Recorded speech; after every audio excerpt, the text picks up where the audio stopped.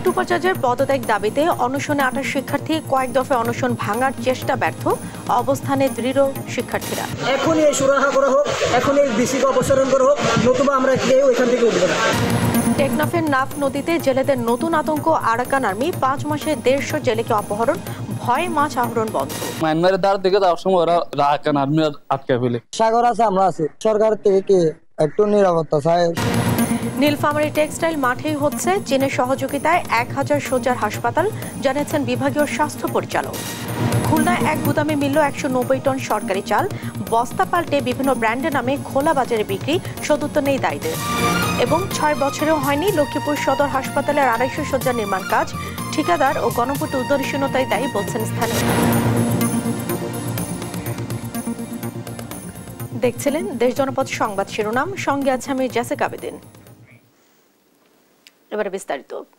খুলনা প্রকৌশল ও প্রযুক্তি বিশ্ববিদ্যালয়ের উপাচার্য প্রফেসর ডক্টর মোহাম্মদ মাসুদের অপসারণের দাবিতে অনশনে রয়েছে 28 শিক্ষার্থী। প্রশাসনের পক্ষ থেকে কয়েক দফা অনশন ভাঙার চেষ্টা করা হলেও সেটা ব্যর্থ হয়েছে। এক দফা দাবি মেনে নেওয়া পর্যন্ত অনশন ভাঙবে না বলে জানিয়েছেন শিক্ষার্থীরা। নূর ইসলাম রকির তথ্যছবিতে আরো জানাচ্ছেন আব্দুল্লাল মারুফ। কুয়েট উপাচার্যের পদত্যাগের এক দফা দাবিতে এখনো অনড় রয়েছে শিক্ষার্থীরা। চলছে আমরণ অনশন কর্মসূচি। এরই মধ্যে দীর্ঘ সময় না খেয়ে থাকার কারণে অসুস্থ হয়ে পড়েছে বেশ কয়েকজন শিক্ষার্থী। একজনের শরীরে লাগানো হয়েছে স্যালাইন। এছাড়াও অসুস্থতার কারণে 3 জনকে সরিয়ে নেওয়া হয়েছে। একজন শিক্ষার্থী কুয়েট মেডিকেলে চিকিৎসারত আছেন। 28 অনশনকারী এখনো আন্দোলনে। গেল 18 ফেব্রুয়ারি সাধারণ শিক্ষার্থীদের সাথে বহিরাগতদের সংঘর্ষের ঘটনার পর 6 দফা আন্দোলন শুরু করে শিক্ষার্থীরা। শুরুতে ছাত্র রাজনীতি বন্ধ, ছাত্রদের নিরাপত্তা, হামলার ঘটনা তদন্ত এসব দাবি থাকলেও পরবর্তীতে নানান কারণে এক দফায় চলে আসে শিক্ষার্থীরা। আমরা কোনো আন্দোলনে জনদুর্ভোগ সৃষ্টি করিনি, আমরা কোনো রেললাইন অবরোধ করিনি, আমরা কোনো রাস্তা অবরোধ করিনি। এর জন্য কি ইন্টারিম আমাদের দিকে নজর দেয় নাই? আমরা কোনো মানুষের সাথে কোনো তাদের কোনো অস্বস্তির কারণ হইলে এর জন্য কি ইন্টারিম আমাদের দিকে নজর দেয় নাই? আমাদের উপর যে জুলুম করা হয়েছে, আমাদের উপর যে অত্যাচার করেছে, এখনো পর্যন্ত ইন্টারিম কি করতেছে? 20 ঘন্টা চলে যায়, ছাত্ররা এখানে অসুস্থ হয়ে যাইতেছে, এখন ইন্টারিম আমাদের দিকে নজর দেয় না। কখন দিবে? 2-4টা লাশ পড়ে যাবে, তারপরে কি আমাদের দিকে নজর দেবে? না হয় সেই ক্ষেত্রে আমরা আমাদের লাশ এখান থেকে বের হবে, তাও আমরা এই অনশনটা ভাঙবো না। আমরা এই সংকল্পে বদ্ধপরিকর। মেডিকেল সেন্টারের চিকিৎসকরা শিক্ষার্থীদের শারীরিক অবস্থা যাচাই করেন। এছাড়া বেলা 12:30টার দিকে অনশনরত শিক্ষার্থীদের দেখতে আসেন কয়েকজন শিক্ষক। আমরা আগে থেকে একটু কথা বলে আসছি, শিক্ষার সুস্থ পরিবেশ বজায় রাখার জন্য তোমরা একটু কম্প্রোমাইজ করো, তোমাদের সাথে আমরা বসতে পারি, তোমাদের কি হলে সুবিধা হয় আমরা করার জন্য চেষ্টা করি। উপাচার্যের পদত্যাগের দাবি না মানা হলে অনশন ভাঙবে না বলে জানিয়েছেন শিক্ষার্থীরা। নিউজ ডেস্ক, দেশ টিভি। এ নিয়ে আরো জানাতে যুক্ত হচ্ছেন সহকর্মী নূর ইসলাম রকি। রকি, বিশ্ববিদ্যালয়ের পরিস্থিতি কেমন দেখছেন এখন, বিস্তারিত জানাবেন।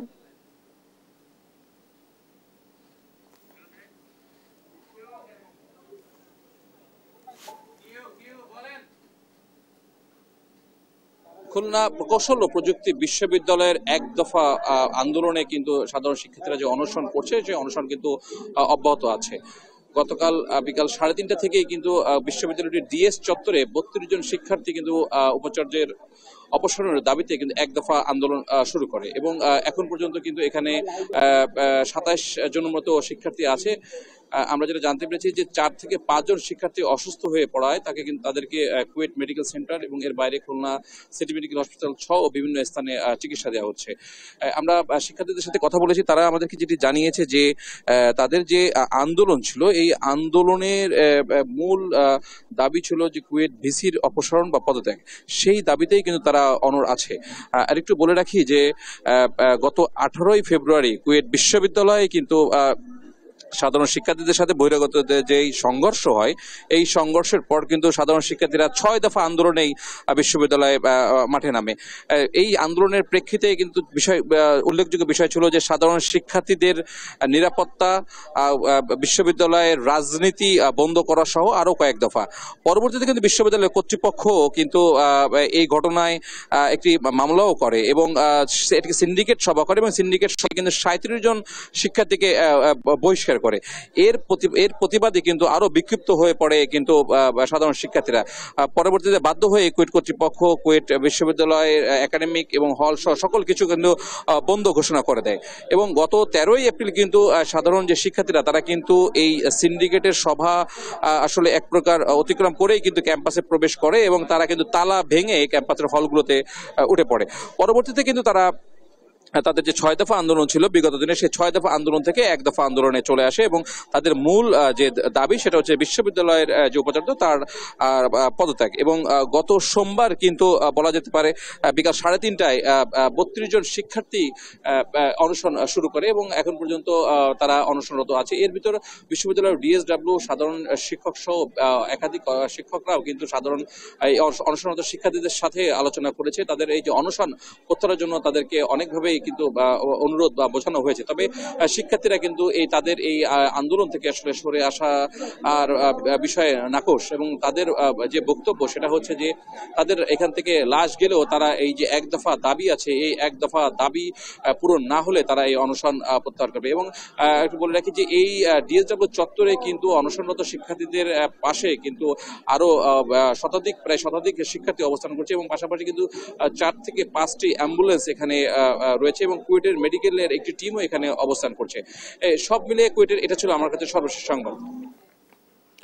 রকি, আপনাকে ধন্যবাদ। দর্শক, খুলনা প্রকৌশল ও প্রযুক্তি বিশ্ববিদ্যালয়ের উপাচার্য প্রফেসর ডক্টর মোহাম্মদ মাসুদের অপসারণের দাবিতে অনশনে রয়েছে 28 শিক্ষার্থী। সে বিষয়ে জানাচ্ছিলেন সহকর্মী নুর ইসলাম রকি। এদিকে কর্মক্ষেত্রে বিএসসি প্রকৌশলীদের ন্যায্য অধিকার নিশ্চিত করা সহ 3 দফা দাবিতে বিক্ষোভ করেছে রাজশাহী প্রকৌশল ও প্রযুক্তি বিশ্ববিদ্যালয়ের শিক্ষার্থীরা। মঙ্গলবার সকালে রুয়েটের কেন্দ্রীয় গ্রন্থাগারের সামনে থেকে মিছিল নিয়ে নগরীর ভদ্রা মোড়ে অবস্থান নেয় তারা। শিক্ষার্থীরা জানান, ইঞ্জিনিয়ারিং 9ম গ্রেডে সহকারী প্রকৌশলী পদে প্রবেশের জন্য সবাইকে পরীক্ষা দিয়ে উত্তীর্ণ হতে হবে এবং বিএসসি ডিগ্রিধারী হতে হবে। কোটায় কোনো পদোন্নতি নয়, এমনকি অন্য সমমান পদ তৈরি করেও পদোন্নতি দেয়া যাবে না। প্রকৌশল সেক্টর দখল করে আছে, চাষের রাজত্ব কায়েম করে আছে সেই ডিপ্লোমা টেকনিশিয়ানরা। আমাদের যোগ্যতার পরিচয় দিতে হচ্ছে কাদের সামনে এসে? যারা ডিপ্লোমা টেকনিশিয়ান, যারা আন্দোলনের জোরে 10ম গ্রেডকে পুরো কক্ষিগত করে রেখেছে। আমরা চাই এই 10ম গ্রেড সম্পূর্ণভাবে মুক্ত করা হোক। কক্সবাজারের টেকনাফের নাফ নদীতে জেলেদের নতুন আতঙ্কের নাম আরাকান আর্মি। গত 5 মাসে মাছ ধরতে যাওয়া 150 জেলেকে অপহরণ করেছে মিয়ানমারের রাখাইন রাজ্যের এই বিদ্রোহী গোষ্ঠী।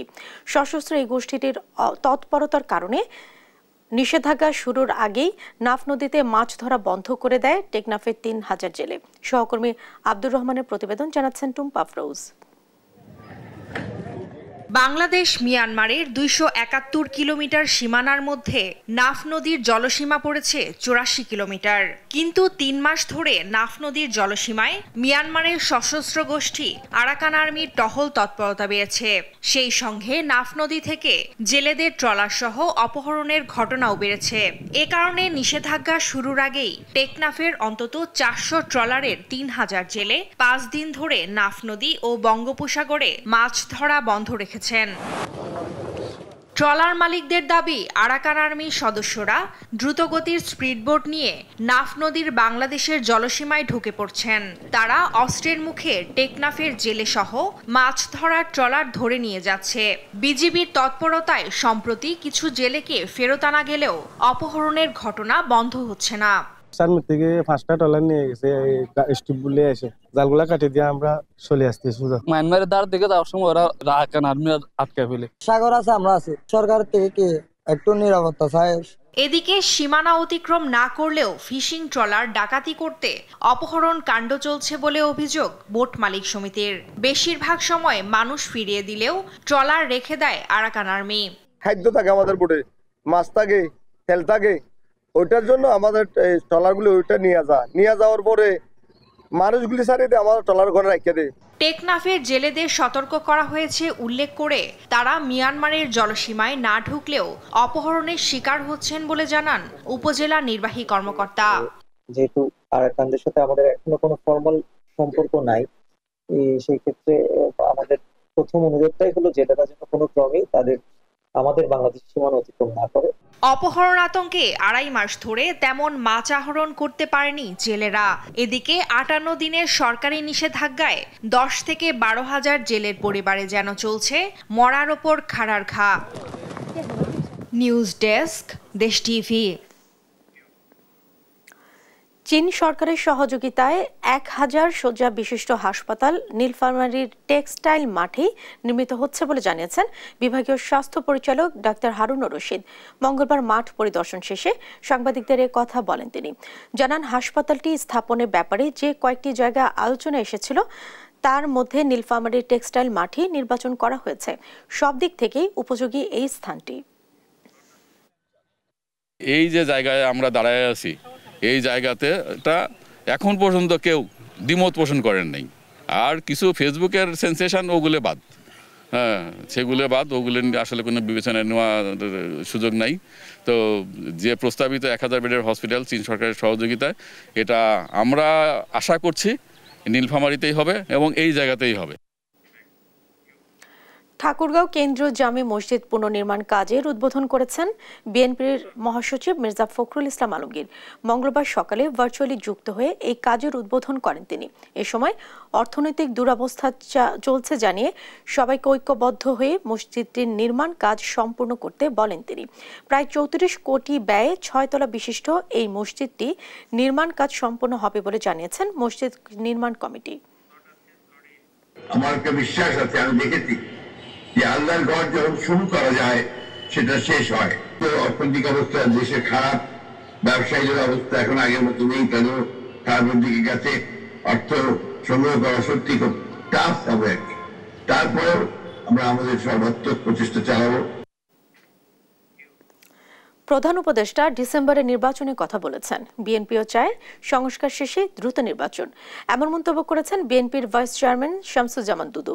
দলটির যুগ্ম মহাসচিব শহীদ উদ্দিন চৌধুরী অ্যানি বলেছেন, সংস্কার একটি চলমান প্রক্রিয়া, বিএনপি সবসময় সংস্কারের পক্ষে। মঙ্গলবার কুড়িগ্রাম ও লালমনিরহাটে বিএনপির 31 দফা নিয়ে কর্মশালায় তারা এ কথা বলেন। সহকর্মীদের তথ্য ছবিতে আপন উপর ডেস্ক রিপোর্ট। রাষ্ট্র কাঠামো মেরামতে 31 দফা বাস্তবায়নের লক্ষ্যে মঙ্গলবার 3 জেলায় কর্মশালার আয়োজন করে বিএনপি। লালমনিরহাটের কর্মশালায় অংশ নিয়ে দলটির যুগ্ম মহাসচিব শহীদ উদ্দিন চৌধুরী অ্যানি বলেন, বিএনপি সবসময় সংস্কারের পক্ষে, সেজন্যই বিএনপি 31 দফা দিয়েছে। নতুন শাসন ব্যবস্থা তৈরি হবে, সেই জন্য একটা সংস্কার আলোচনার উদ্যোগ তারেক রহমানের নেতৃত্বে গ্রহণ করা হয়। আজকে হয়তো অনেকেই বলার চেষ্টা করেন বিএনপি শুধু নির্বাচন প্রক্রিয়াটাকেই প্রাধান্য দিচ্ছে। কুড়িগ্রামের কর্মশালায় অংশ নিয়ে বিএনপির ভাইস চেয়ারম্যান শামসুজ্জামান দুদু বলেন, প্রধান উপদেষ্টা ডিসেম্বরে নির্বাচনের কথা বলেছেন। বিএনপিও চায় সংস্কার শেষে দ্রুত নির্বাচন। ডিসেম্বরে ইলেকশন করবেন বলেছিলেন উনি অন স্ক্রিন, তারপরে আবার প্রেস নোট দিয়ে মধ্যরাত্রে এটা সংশোধন করে বলা হয়েছে জুন। ডক্টর ইউনূসের কথাটা আমরা পূর্ণ ব্যক্ত করছি, কারণ এটাকে সমর্থন করেছে এই সরকারই আমাদের সরকার। গাইবান্ধার কর্মশালায় অংশ নেন বিএনপির প্রচার সম্পাদক সুলতান সালাউদ্দিন টুকু, মিডিয়া সেল আহ্বায়ক অধ্যাপক ডাক্তার মওদুদ হোসেন আলমগীর, সাবেক সংসদ সদস্য ব্যারিস্টার রুমিন ফারহানা সহ কেন্দ্রীয় নেতারা। 3টি কর্মশালায় বিকেলে ভার্চুয়ালি যুক্ত হন বিএনপির ভারপ্রাপ্ত চেয়ারম্যান তারেক রহমান। আপন উপু, নিউজ ডেস্ক, দেশ টিভি। গাজীপুরে দায়ের করা 3টি হত্যা মামলায় সাবেক মন্ত্রী দীপু মনি, কামরুল ইসলাম ও প্রতিমন্ত্রী জুনায়েদ আহমেদ পলক সহ 6 জনকে গ্রেফতার দেখানো হয়েছে। মঙ্গলবার সকালে গাজীপুর মেট্রোপলিটন ম্যাজিস্ট্রেট আদালত 3-এ তাদের হাজির করা হয়। এ সময় বিচারক ওমর হায়দার সংক্ষিপ্ত শুনানি শেষে তাদের 3 মামলায় গ্রেফতার দেখিয়ে কারাগারে পাঠানোর আদেশ দেন। আদালতে জাতীয়তাবাদী আইনজীবী ফোরামের সভাপতি শহীদুজ্জামান জানান, শেখ হাসিনা সহ ফ্যাসিস্ট সরকারের দোসরদের বিচার চান তারা। এর আগে আসামিদের কড়া নিরাপত্তায় আদালত প্রাঙ্গণে হাজির করা হয়।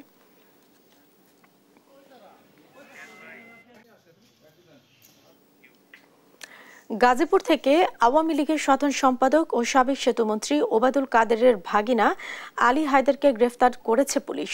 সোমবার রাতে যৌথ অভিযানে ঢাকার এক আত্মীয়ের বাসা থেকে তাকে গ্রেফতার করা হয়।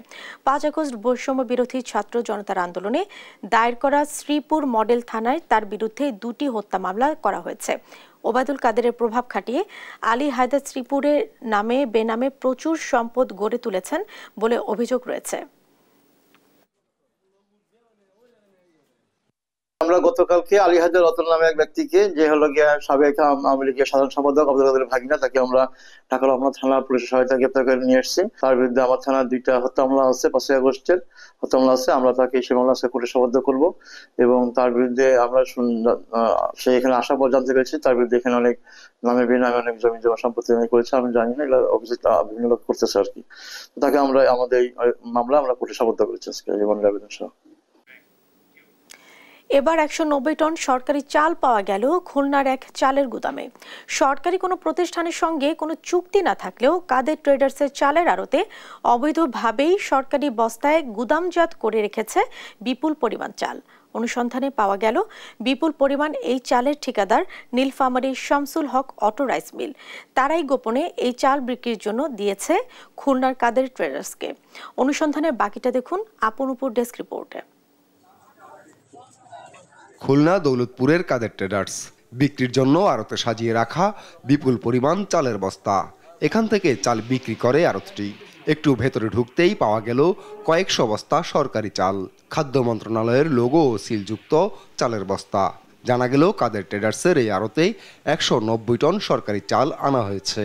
এই চাল বিক্রি করার জন্য সরকারি বস্তা থেকে বের করে নিজস্ব বস্তায় স্থানান্তরে ব্যস্ত আড়তের কর্মীরা। কিভাবে কোথা থেকে সরকারি চাল আসলো ওই আড়তে, সংবাদকর্মীদের দেখে সাফাই গাইতে থাকলেন আড়তের কর্মীরা। দেখাতে পারলেন না সরকারি চাল মজুদের কোনো নথি।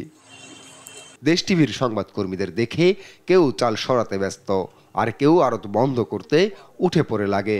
শাক দিয়ে মাছ ঢাকার বৃথা চেষ্টা করেও গোপন করতে পারলেন না সরকারি চাল।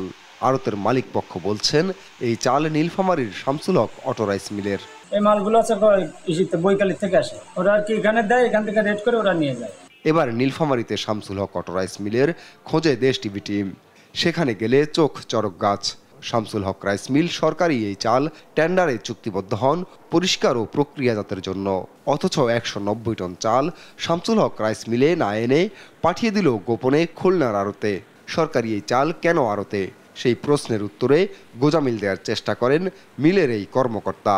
আমরা কাদের অ্যান্ড ট্রেডার্সের সঙ্গে যেহেতু পরিবহন কোনো সংকট, সেহেতু ওদেরকে পরিবহন ওরা ঠিকাদার, তো ওদের গোডাউন আছে। আমরা মালটা যেহেতু 24 ঘন্টা সময় দিয়ে থাকে, শর্ট টাইমের মধ্যে এতটা গাড়ি ম্যানেজ করা সম্ভব না, সেই পরিবহন ঠিকাদারকে আমরা এটা কন্ট্যাক্ট দিয়েছি। দেশ টিভিকে খুলনার কাদের ট্রেডার্সের সঙ্গে শামসুল হক রাইস মিলের একটি চুক্তিপত্র দেখিয়ে গোজামিল দেওয়ার চেষ্টা করে কোম্পানিটি। অবৈধভাবেই সরকারি চাল খোলা বাজারে বিক্রির এমন কারসাজি বহুদিন ধরেই করছে শামসুল হক রাইস মিল, তবুও নির্বিকার প্রশাসন। আপনপু, নিউজ ডেস্ক, দেশ টিভি। 31 দফা নিয়ে বিএনপির কার্যালয়ে কর্মশালায় ভার্চুয়ালি যুক্ত হয়েছেন দলটির ভারপ্রাপ্ত চেয়ারম্যান তারেক রহমান। সরাসরি চলে যাচ্ছে আমরা সেখানে। আমরা বিশ্বাস করি যে সে পৃথিবীর যেখানে যাবে মোটামুটি সে একটা কিছু করে নিতে পারবে, কারণ ভাষাটা কিন্তু খুব ইম্পর্টেন্ট যদি সে বিদেশে যায়। এটা গেল 1 নম্বর।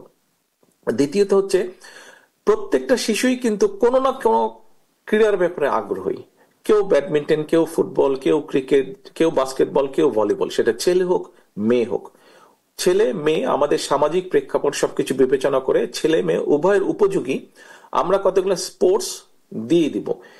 এই স্পোর্টসটা তাকে করতে হবে, সে তার পছন্দের মতন নিবে। বাচ্চাটা তার পছন্দ মতনই সে ডিসাইড করবে সে ফুটবল খেলবে না ক্রিকেট খেলবে না ভলিবল খেলবে না ক্যারাম বোর্ড খেলবে, কি খেলবে, কিন্তু তাকে এটা খেলতে হবে। এবং এটার পাশ ফেলের মতন এটার পুরো নাম্বার থাকবে। অর্থাৎ সে যখন খেলাধুলা করবে ফিজিক্যালি কিন্তু সে স্ট্রং হবে, খেলাধুলা করলেও মেন্টালিও সে স্ট্রং হবে। এটা গেল একটি। আমাদের কম বেশি প্রত্যেকটি মানুষের মধ্যে কিছু কালচারাল গুণ থাকেই, এটিকে প্রপার ভাবে আমাদেরকে বের করে নিয়ে আসতে হবে। আমরা স্কুলে যেটা রাখতে চাইছি সেটা তার যেটা হবে কোনো না কোনো একটা বাদ্যযন্ত্র অথবা গান অথবা কেরাত প্রতিযোগিতা যেটাই হোক, বাচ্চাটাকে একটা শিখতে হবে। শেখার মাধ্যমে তার এই কোয়ালিটিটা নিয়ে আসতে হবে, আর্টের কোয়ালিটি থাকবে। একটি জিনিস আমরা ইন্ট্রোডিউস করতে চাইছি, এই বিষয়টি নিয়ে এখনো আলোচনা চলছে, বিভিন্ন রকম মতামত আছে, কি সেটি দেখেন আমরা প্রায় বলি আমাদের বক্তব্যে, আমরা একটি মানবিক সমাজ গড়তে চাই, আমরা একটি মানবিক দেশ গড়তে চাই। অর্থাৎ মানুষের মধ্যে মায়া থাকতে হবে, মানুষের মধ্যে এই জিনিসটা থাকতে হবে, সফটনেসটা থাকতে হবে। আমরা তো আল্লাহ আমাদেরকে সৃষ্টি করেছেন সৃষ্টির শ্রেষ্ঠ সৃষ্টি হিসাবে, তাই না? আশরাফুল মগ বলা হয় আমাদেরকে।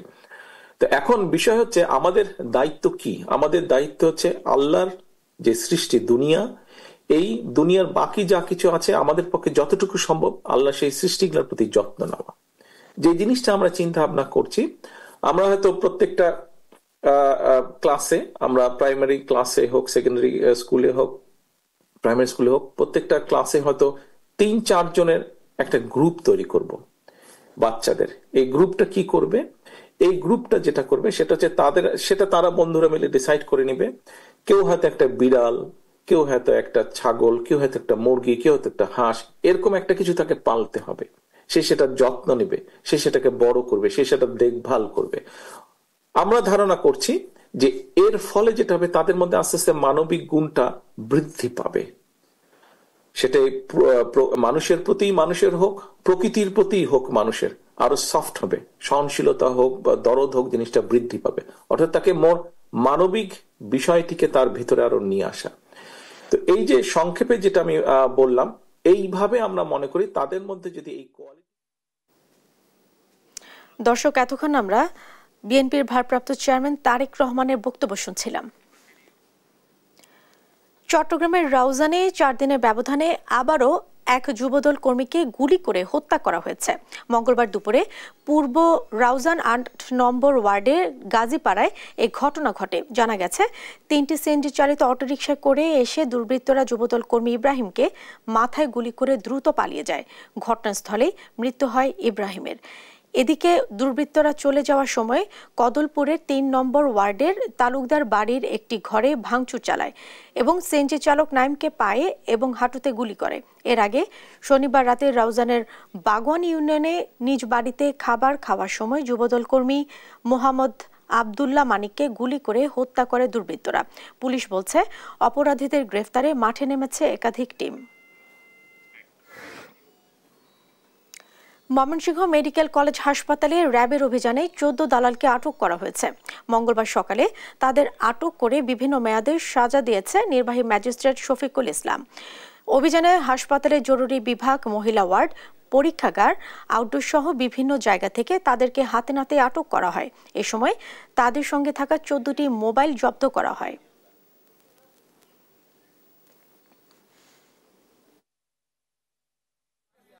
মোবাইল কোর্টের মাধ্যমে আমরা এই অভিযানটি পরিচালনা করছি এবং আমরা ইতিমধ্যে 16 জনকে আটক করতে সমর্থ হয়েছি এবং আমরা মোবাইল কোর্টের মাধ্যমে সাজা নিশ্চিত করা হচ্ছে তাদের।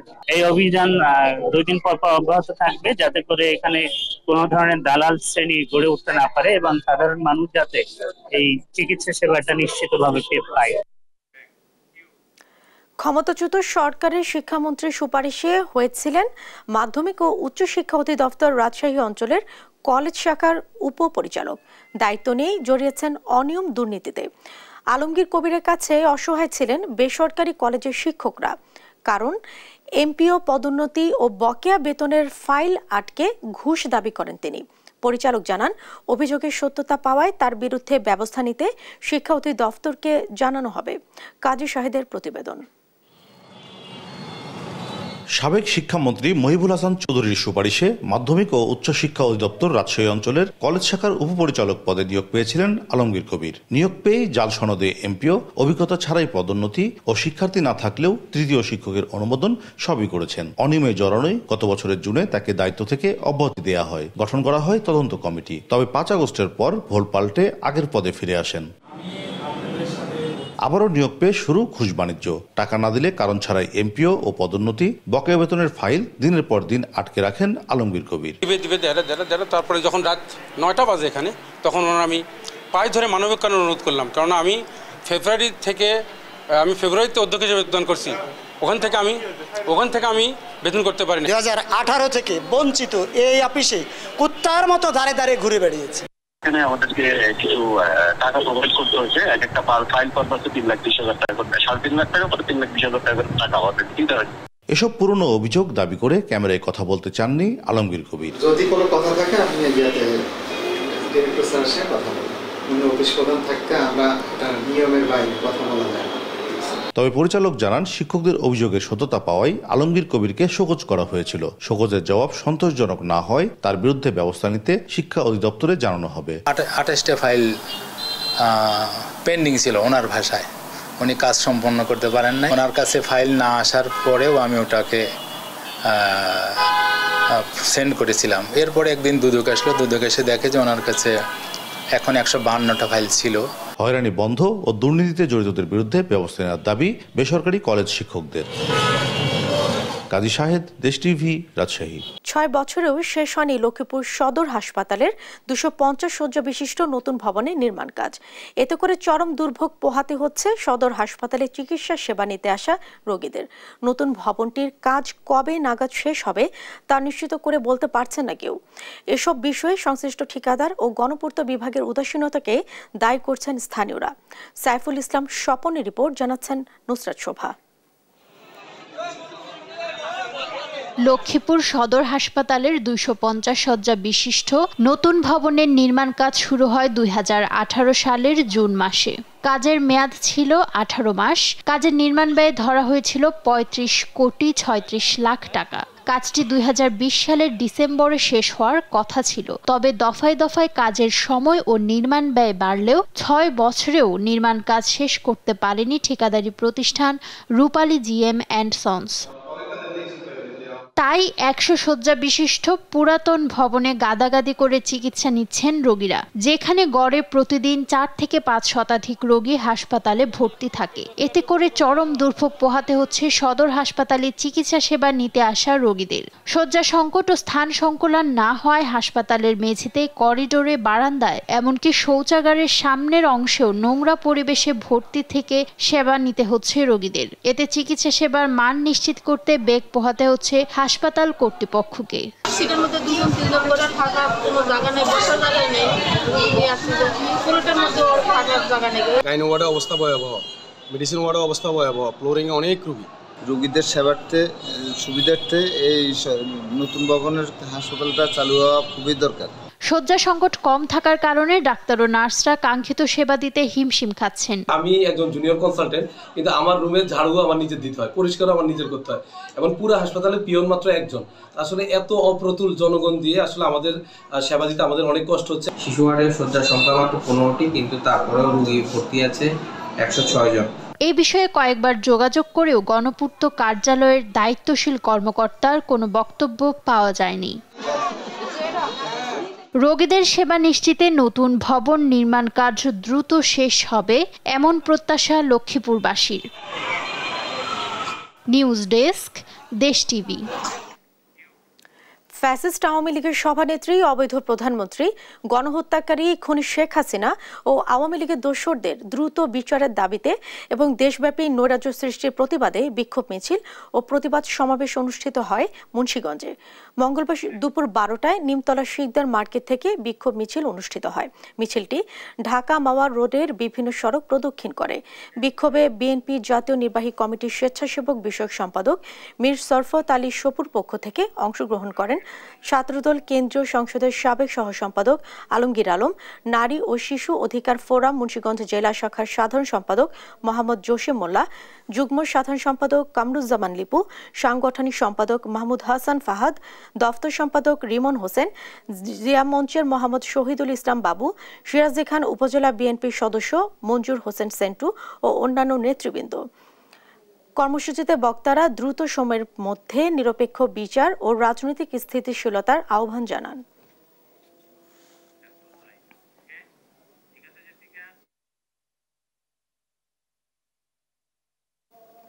নেত্রকোনা হাওড়াঞ্চলে চলছে ধান কাটার উৎসব। এ নিয়ে আরো জানাতে যুক্ত হচ্ছেন সহকর্মী জিয়াউর রহমান। জিয়া, কেমন চলছে ধান কাটা? লক্ষ্যমাত্রা পূরণ নিয়ে কি বলছেন কৃষকরা? জেসিকা, আপনি যেমনটি বলছিলেন যে নেত্রকোনার যে হাওড়াঞ্চল, এই হাওড়াঞ্চলে কিন্তু এই যে বুরু ধান কাটার যে উৎসব, এই উৎসবটি কিন্তু কৃষকরা খুব আনন্দ উৎসাহের সঙ্গে নারী পুরুষ সবাই মিলে তারা তাদের যে নতুন ধান, সেই ধান কিন্তু তারা ঘরে তুলতে শুরু করেছেন। তো আমি জেলা কৃষি সম্প্রসারণ অধিদপ্তরের সঙ্গে কথা বলে যে বিষয়টি জানতে পেরেছি, তো জেলার কিন্তু হাওড়াঞ্চলের আজকে পর্যন্ত 61% ধান কিন্তু ইতিমধ্যে কাটা হয়ে গেছে। আবহাওয়া যদি অনুকূলে থাকে তারা বলেছেন যে আর মাত্র কয়েকদিনের মধ্যেই কিন্তু তারা এই ধান ঘরে তুলতে পারবেন। তো আমি এই মুহূর্তে আছি নেত্রকোনা এবং মদন উপজেলার মদন উপজেলার মধ্যবর্তী যে জালিয়ার হাওর, এই জালিয়ার হাওরে এখানকার কৃষকরা কিন্তু বেশ আনন্দ উৎসাহের মধ্য দিয়েই ধান কাটছেন। তো আমরা একটু এখানকার একজন কৃষক আছেন, তার কাছে জানবো, আচ্ছা এই যে ধানের ফলন কেমন হয়েছে একটু বলবেন? আলহামদুলিল্লাহ, এবার ধানের ফলন খুবই ভালো হয়েছে। আমরা যদি সঠিকভাবে সুষ্ঠুভাবে তুলতে পারি, দুর্যোগ মানে আবহাওয়া না আসে, তাহলে আমাদের কৃষকরা খুবই আনন্দিত এবং লাভবান হবে।